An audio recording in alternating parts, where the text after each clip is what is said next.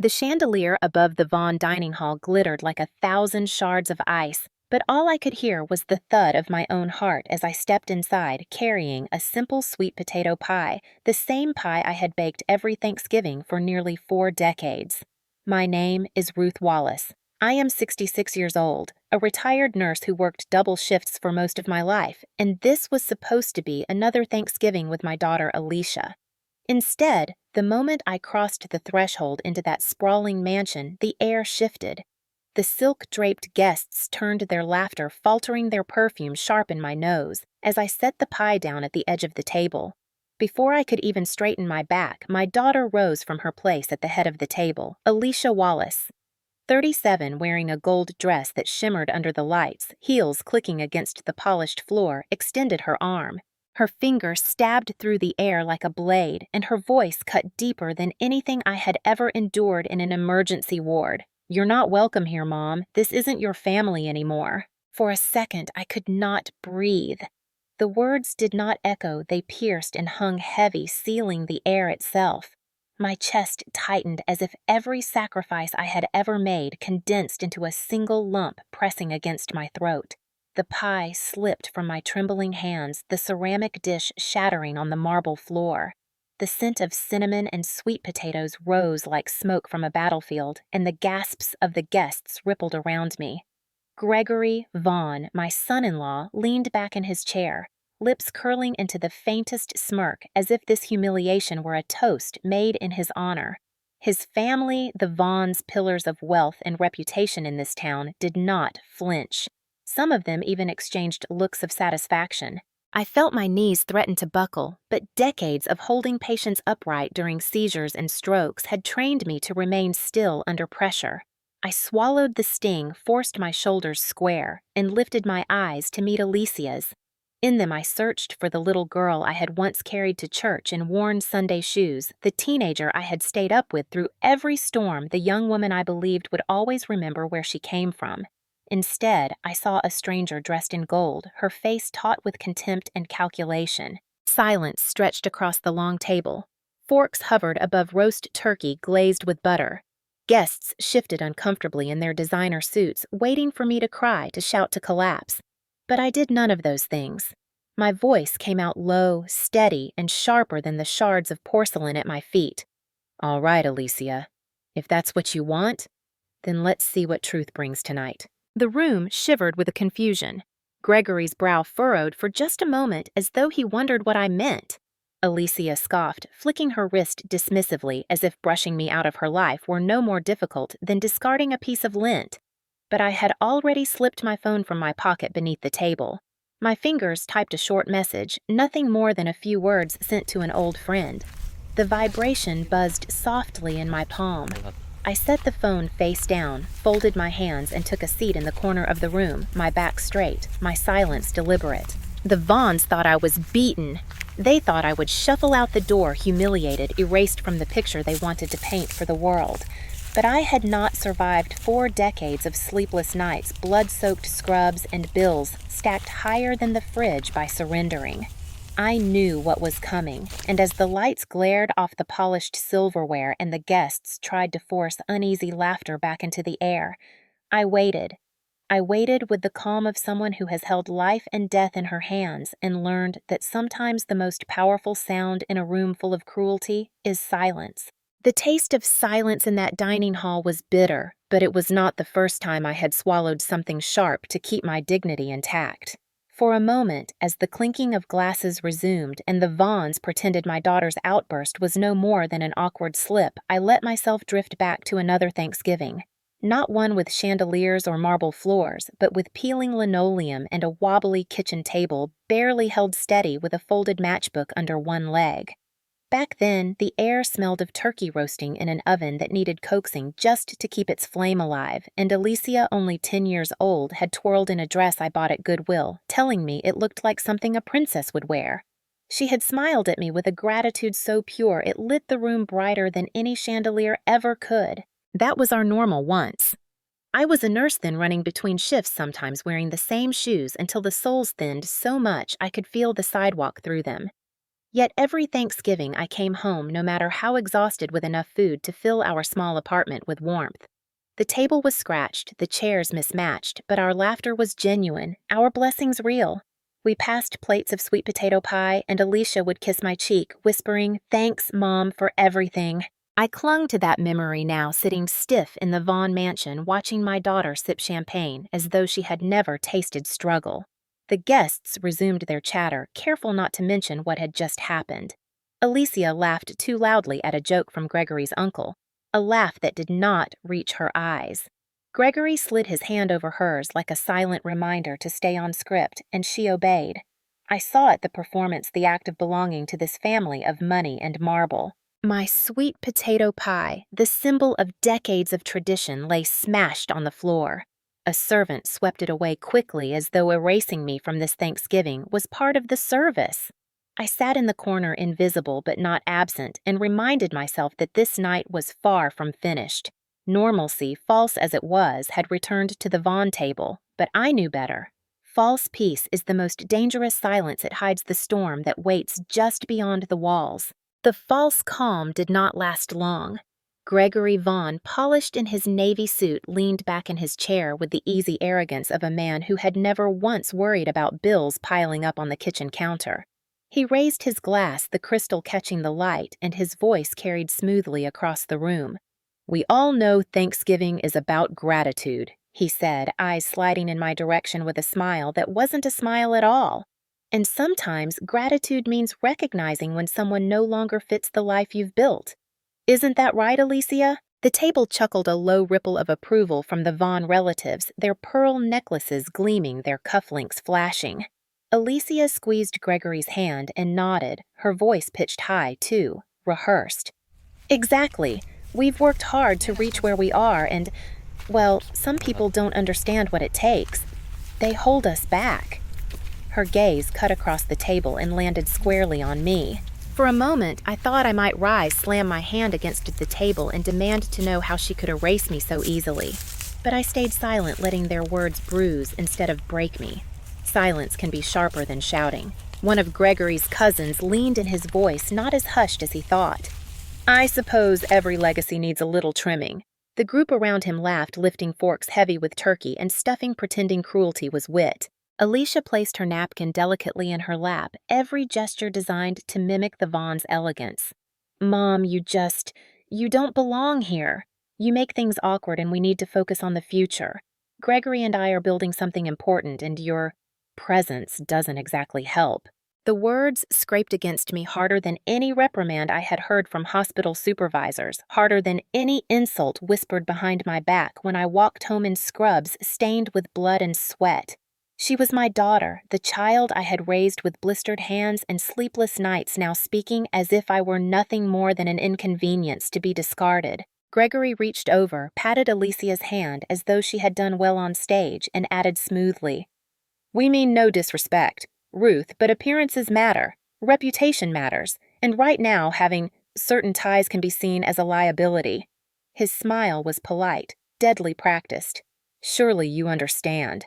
Gasps flickered at the edges of the table from a few guests not fully aligned with the Vaughn's cruelty, but none dared to speak. The power in that room belonged to Gregory and his family, and they wielded it like a sword, cutting me out piece by piece. I let my gaze sweep the room, memorizing each face, each smirk, each pair of eyes that turned away rather than meet mine.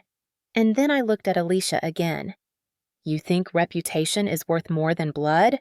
I asked, my voice quiet, but the weight in it made the air thrum. She flinched just for a second, then straightened her chin lifted higher than her pride could carry. The gaslighting was complete. They wanted me to question my worth, to doubt the years of sacrifice, to see myself as the burden they painted me to be. But I was a nurse for 40 years. I had stared down death, fought through exhaustion-patched wounds with steady hands. I knew what real worth was, and it did not sit at this table dressed in silk. The sting of Alicia's words pressed against my ribs, but instead of collapsing under them, my mind pulled me backward, dragging me through the years of sacrifice that had carried her to this gilded table. I saw myself 25 years ago, hunched over in a dim hospital break room, my scrubs clinging with sweat after a double shift. My eyes had been so heavy I could barely read the medical charts, but I forced myself to stay awake just long enough to balance the checkbook. Tuition was due. Alicia needed new shoes for school. I told myself exhaustion was a small price to pay if it meant she would never have to choose between hunger and homework the way I once had. I remembered the day I sold my old Chevy, the car that still carried the smell of hand sanitizer and instant coffee. I stood in the driveway watching a stranger drive it away, clutching the envelope of cash that would become Alicia's first semester's tuition at Howard University. She had cried when I told her begged me not to, but I smiled through the ache and said, "Baby, a car is just steel and wheels. Your future is priceless." There were nights when my hands shook so badly from fatigue I dropped IV bags, and still I picked them up, forced my body to keep moving. 16-hour shifts, sometimes 3 days in a row. The patients remembered me as the nurse who never gave up, who whispered prayers when families had no words left. But when I got home, the one face I longed for was Alicia's. She would be asleep on the couch, textbooks spilled across her chest, and I would tuck a blanket around her and think, "This is why I keep going." And I remembered the choices I made for her sake, like turning down the proposal of a kind man I had met in the ward. He wanted to marry me to help raise Alicia, but I feared splitting my focus. My daughter deserved every ounce of me, not the distracted half a remarried woman could give. So I let that chance slip away, trading companionship for her stability. Now sitting in the Vaughn mansion watching her pretend I was a stain on the family name, those sacrifices replayed with a cruel edge. Did she remember the nights I stayed up sewing her prom dress by hand because I couldn't afford a new one? Did she remember how I stood outside in the freezing rain selling raffle tickets so she could go on the senior trip? Did she remember how many times I skipped dinner just so she could eat a full plate? The answer was in her eyes, cold, detached eyes that looked through me rather than at me. She had been taught, or perhaps convinced herself, that survival was embarrassing, that my resilience was shameful. Alicia had erased the history that made her possible. A bitter taste filled my mouth. The Vaughns thought they had stripped me of dignity tonight, but the truth was different. My dignity wasn't something they could take. It was built in hospital corridors, in midnight prayers, in the quiet strength of a woman who had lifted her child higher than she ever thought she could reach. The only tragedy was that my daughter had mistaken that strength for weakness. The laughter at the table grew brittle like glass about to crack. I sat still, my back rigid, but my ears sharpened to every whisper that drifted from the kitchen where the servants moved in and out carrying trays. That was when I caught it. Gregory's voice, low but firm, drifting just far enough for me to hear. "It's done." The family agreed. $2 million in seed funding, Alicia, but only if you make it clear she's out. Tonight had to happen. No more ties to the past. My blood iced over. $2 million.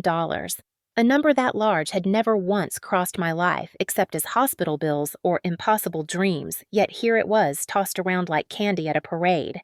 Alicia's voice followed, soft, uncertain. "But Mom, she's still my mother." Her tone carried more hesitation than defiance, as though she were already half sold. Gregory's reply came sharp, decisive. "She's a liability, Alicia. Look around. Do you think the Vaughns can attach their name to someone like her? This family thrives on image. You want the company, you play by the rules." A shiver ran through me, but not of weakness. It was the realization that this spectacle was not spontaneous cruelty. It was a transaction. My daughter's betrayal had been purchased like stock in a company, and the Vaughns were cashing in tonight. From across the room, I saw Alicia return to the table. Her cheeks flushed, her champagne glass trembling slightly as she lifted it. She forced a smile for the crowd nodding along as Gregory's uncle droned about legacies and reputation.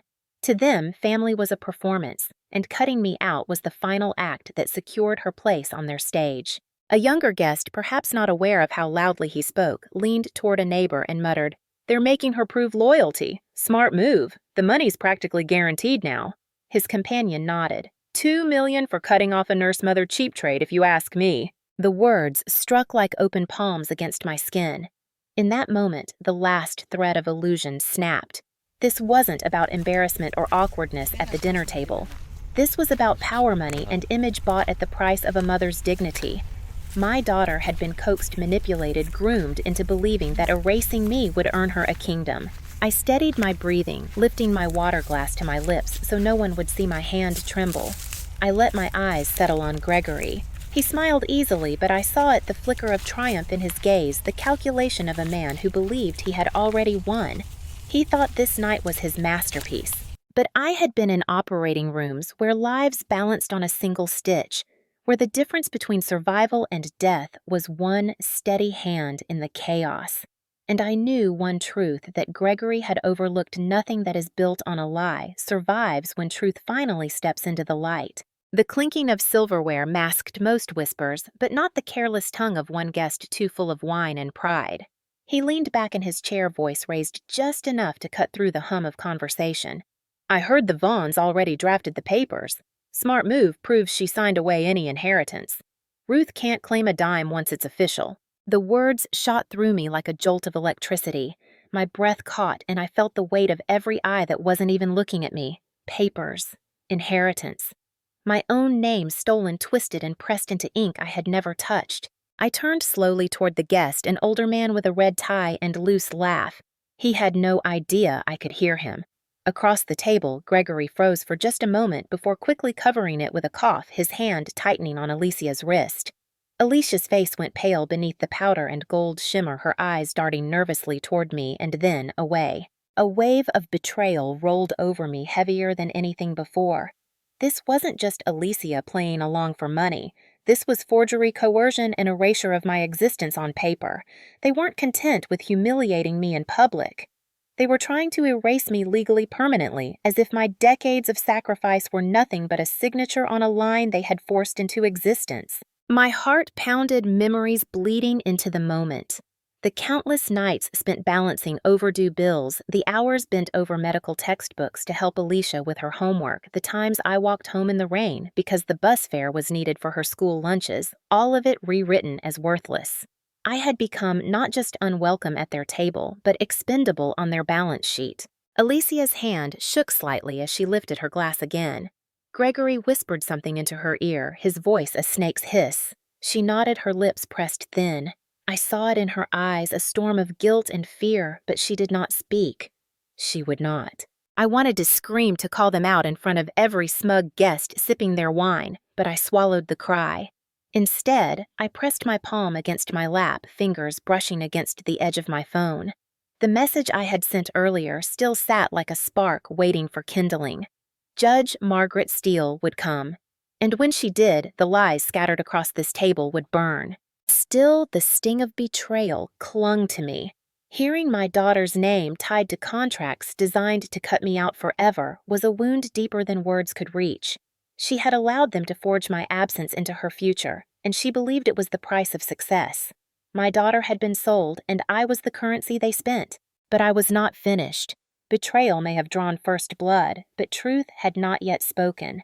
And truth, I knew, carried a voice that could shatter even the walls of the Vaughn mansion. The weight of their betrayal pressed down on my chest, but I did not fold. I had learned long ago in hospital corridors that panic never saved anyone. You breathe, you hold steady, and you wait for the moment to act. That was why, when I felt my phone buzz softly against my palm, I let a quiet strength settle in my bones. The doors to the Vaughn dining hall opened with a hush that sliced through the laughter. A woman stepped in her presence, understated yet commanding, as though the air itself stiffened in respect. Margaret Steele, 62, gray streaks running like silver through her dark hair, carried herself with the calm authority of a woman who had spent decades balancing justice on her shoulders.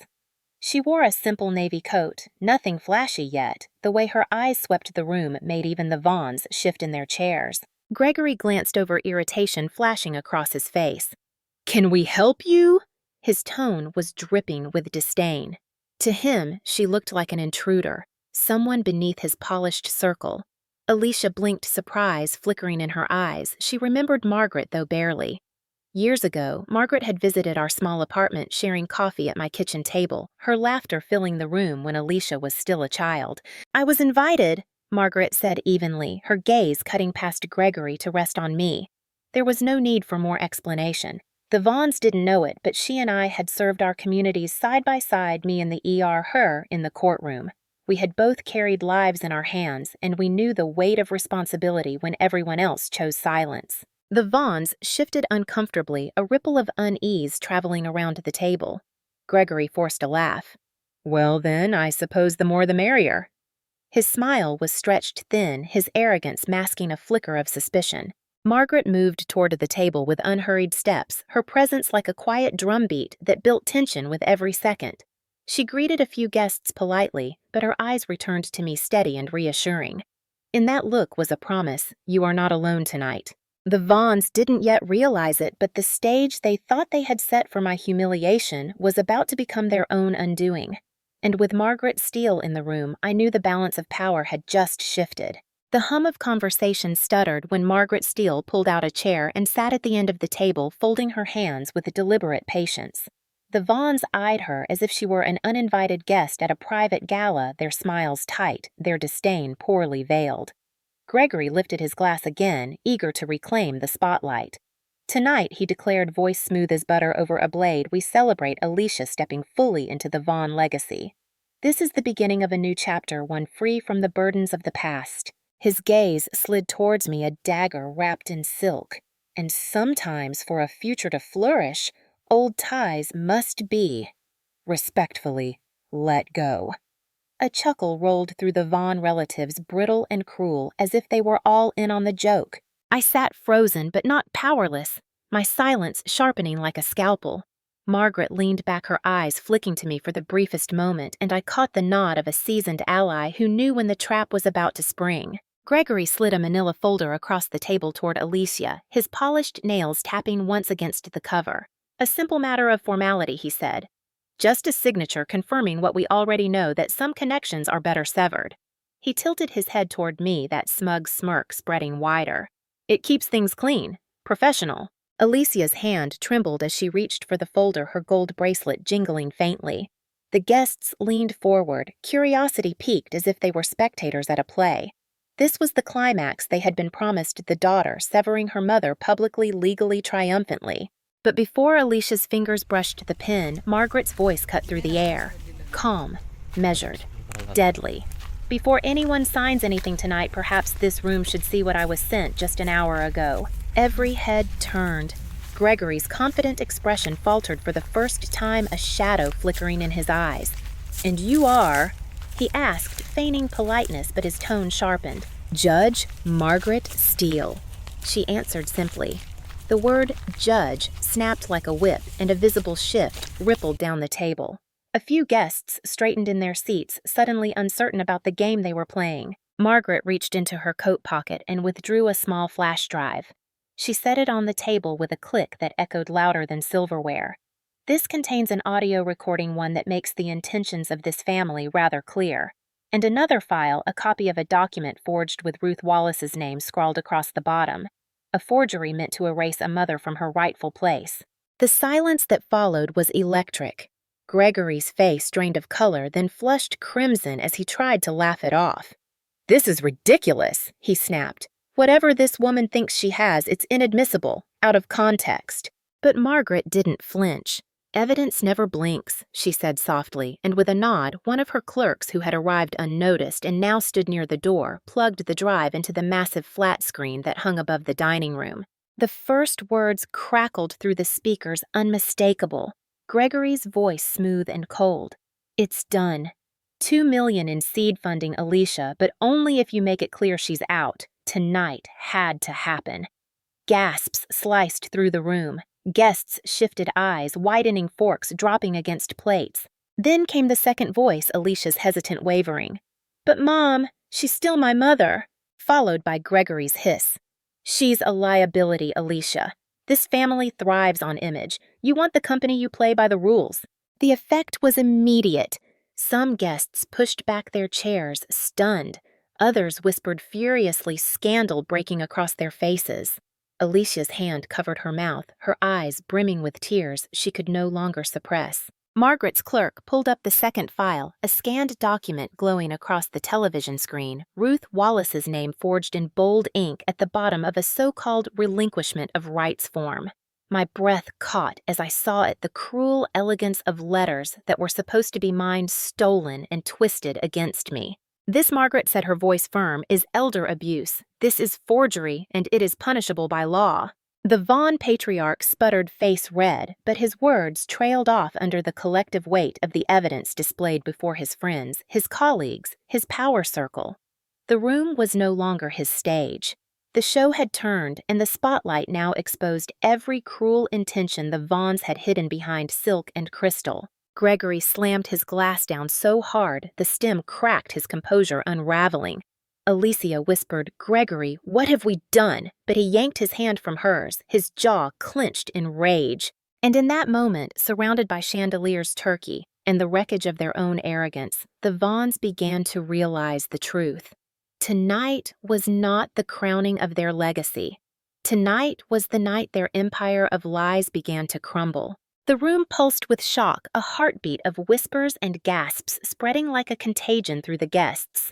No one reached for their wine now. The Vaughn dining hall, built to impress with gold fixtures and portraits of stern ancestors, had become a courtroom. The chandeliers no longer dazzled. They glared down like interrogators. Gregory's mouth worked soundlessly for a moment, his face twisting between rage and panic. This is taken out of context," he barked, though his voice cracked under the strain. "Conversations can be manipulated, documents forged. I will not sit here and be slandered in my own home." Margaret's gaze was steady, her voice calm as iron. And yet here we are in front of witnesses, dozens of them, business partners, colleagues, neighbors. "Tell me, Gregory, are all of them imagining what they just heard?" She pointed at the screen, still glowing with his words. $2 million in seed funding. Tonight had to happen. A murmur of disapproval rolled down the table. One woman in pearls pushed her chair back, muttering, "Disgraceful." Another man, a banker I recognized from the local paper, whispered sharply into his phone, no doubt warning his partners about associating with the Vaughns. The empire Gregory had worked so hard to polish was crumbling grain by grain right before his eyes. Alicia sat motionless, her eyes wide and glistening. She looked at me, then at the screen, then back to Gregory. Her lips parted, but no sound came. It was as if she had finally seen the trap she had walked into, yet it was too late to undo the damage. Gregory slammed the folder shut and shoved it aside. "Enough of this," he shouted, his mask slipping completely. "Do you think anyone here cares about some old woman's sob story? Reputation is everything and Ruth has none. That's why cutting her out was necessary. She was never an asset, she was dead weight." The words hung in the air like poison, and even Alicia flinched as though struck. A ripple of disgust moved across the table. I could see it the moment when the Vaughn's allies realized they were watching not strength but rot exposed to daylight. Margaret rose slowly, her chair scraping softly against the marble. She was not tall, but her presence filled the room. "You just admitted in front of every witness here to deliberate coercion, forgery, and elder abuse. I don't need to be in a courtroom to recognize a crime when I see one." She turned to the guests. "And neither do you." Several nodded, their faces grim. The banker set down his phone, his voice loud enough for all to hear. "My firm cannot do business with frauds. Consider all pending negotiations terminated." Gregory's uncle sputtered. "This is outrageous," but the tide had turned. No one defended them now. Chairs scraped as people rose, shaking their heads, murmuring their disapproval. A society matron whispered to her husband, "They're finished." Margaret's eyes locked on Gregory. "I will be filing charges first thing tomorrow. Forgery carries prison time, Mr. Vaughn. Elder abuse is not just shameful, it is illegal. You wanted to make tonight a performance. Very well, let it be remembered as the night you destroyed your own legacy." The silence that followed was thick, broken only by Alicia's sob. She covered her face with trembling hands, her voice muffled. "Mom, I thought—" But the rest dissolved into tears. I looked at her, my heart torn in ways I could not describe. She was still my daughter, but she had chosen wealth over blood, lies over loyalty. I steadied my voice, letting it carry across the broken feast. "You chose Alicia, and choices have consequences." The guests began filing out their expensive shoes, clicking on the marble as they abandoned the Vaughn's sinking ship. Gregory stood frozen fists clenched, face pale with fury. The patriarch and matriarch of the Vaughn family sat stone still, their empire of control dissolving into humiliation under the relentless truth. Tonight, the chandeliers bore witness not to my erasure, but to their downfall. The stage they built for my humiliation had become their trial, and the verdict was already clear. The grand dining room that had been filled with laughter and arrogance only an hour earlier now echoed with the sound of retreat. One by one, the guests pushed their chairs back, the scrape of wood on marble louder than any applause. Their expensive perfumes lingered in the air, but their loyalty vanished with every step toward the door. A woman in a fur stole shook her head as she passed Gregory, muttering, "We don't associate with criminals." A man in a navy blazer whispered into his wife's ear, "Pull our investments by morning." Even the staff moved uneasily, their eyes downcast, as if ashamed to serve plates in a house that now reeked of scandal. Gregory stood rigid, jaw locked, his fists curling against the tablecloth. He had no words left. The smirk he had worn so confidently earlier had been stripped away, leaving only a man cornered by his own arrogance. Alicia clutched her napkin like a lifeline, her shoulders trembling as though the glittering gown she wore had turned into chains. Judge Steele remained upright, steady, a sentinel of justice as the empire of marble and glass cracked before us. She did not gloat, she did not sneer, she simply observed, her silence more damning than any words. I rose slowly, my chair groaning against the marble. The room smelled of roasted turkey and spilled wine, but beneath it all lay the bitter stench of betrayal. My eyes fixed on my daughter, and for a moment I searched for the little girl who once kissed my cheek after school, who whispered her dreams into my ear late at night. But all I saw was a woman who had gambled her soul and lost. Alicia's voice finally broke through the silence, thin and desperate. "Mom, I didn't mean for it to go this far. I thought it was just business, I thought."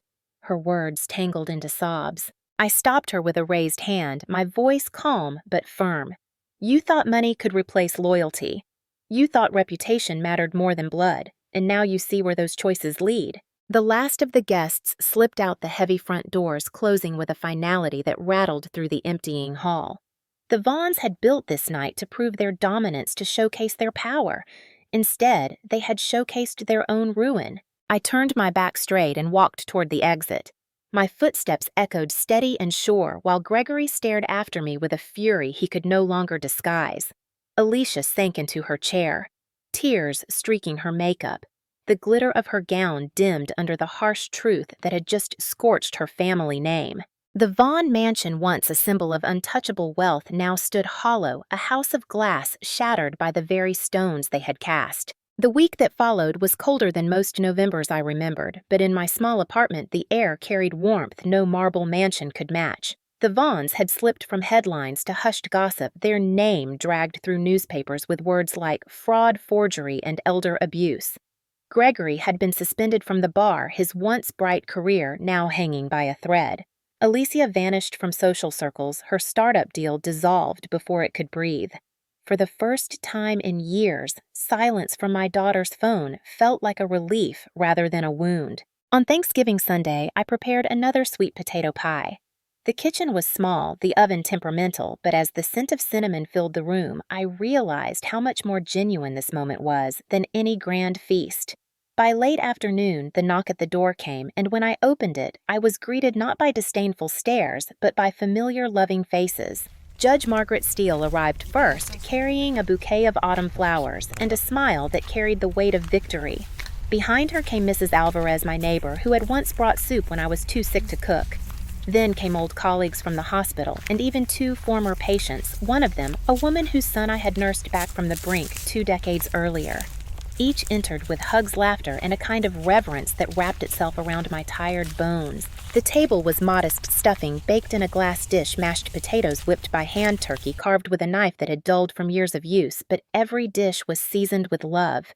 We sat elbow to elbow, mismatched chairs squeezed around the table, laughter spilling louder than the clink of glasses. Margaret raised her fork and declared, "This is the real legacy, Ruth. Not the Vaughn name, not marble halls. These people, this is what endures." I looked around, my chest swelling. The lines on my face, carved by years of sacrifice, finally felt like proof of survival rather than marks of exhaustion. These were my people, the found family who chose me not for image or money, but for the heart I had given freely. At one point, a young girl no more than 8 tugged at my sleeve.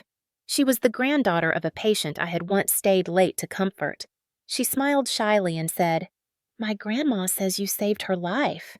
Does that mean you're my family too?" Tears burned my eyes as I pulled her into a hug. "Yes, sweetheart, that means exactly that." As evening settled, candles flickered and the room glowed with a golden light that no chandelier could rival. I raised my glass of cider and spoke my voice steady. Family isn't defined by blood. It isn't defined by wealth. Family is loyalty, kindness, and respect.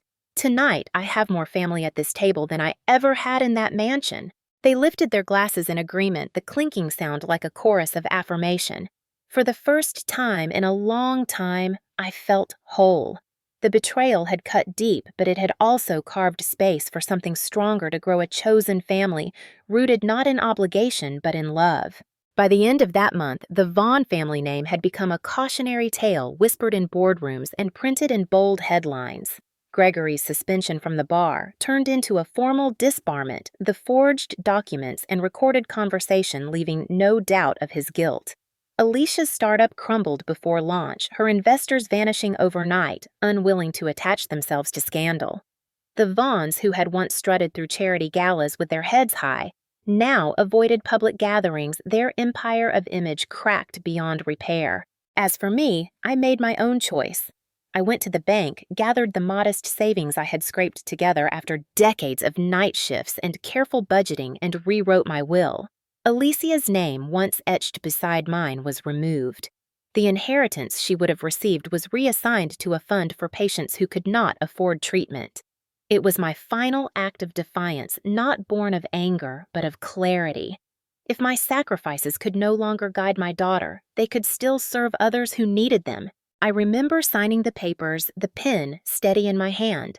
For once, my name was written by me, my identity untouchable, my legacy secured on my own terms. Walking out of that office, I felt a lightness in my chest as though decades of weight had finally lifted. Weeks later, snow began to fall. I sat on my front porch wrapped in a thick coat, a cup of hot tea warming my palms. The world was quiet, the kind of silence that doesn't suffocate, but soothes. Across the street, children built snowmen, their laughter sharp and bright against the winter air. Inside my kitchen table waited prepared for another gathering with Margaret and the friends who had filled my home with warmth. I thought of Alicia then. A piece of me would always ache for her, for the bond that had been shattered by greed and manipulation. But I had stopped waiting for her call, stopped bleeding for someone who had chosen to cut me open. My healing was no longer tied to her apology. My healing belonged to me. As the snowflakes landed softly on my coat, I whispered to myself, "Family isn't who shares your blood. Family is who shares your heart." It was not just a statement, it was a vow. When Margaret arrived that evening carrying another bouquet and a mischievous smile, she teased, "So, Ruth, are you ready for another toast?" I laughed, the sound genuine, full, and free. Always, I replied. And as the candles flickered against the frost-touched window, I lifted my glass, surrounded by the people who had chosen me. My life, once overshadowed by betrayal, now glowed with a quiet strength.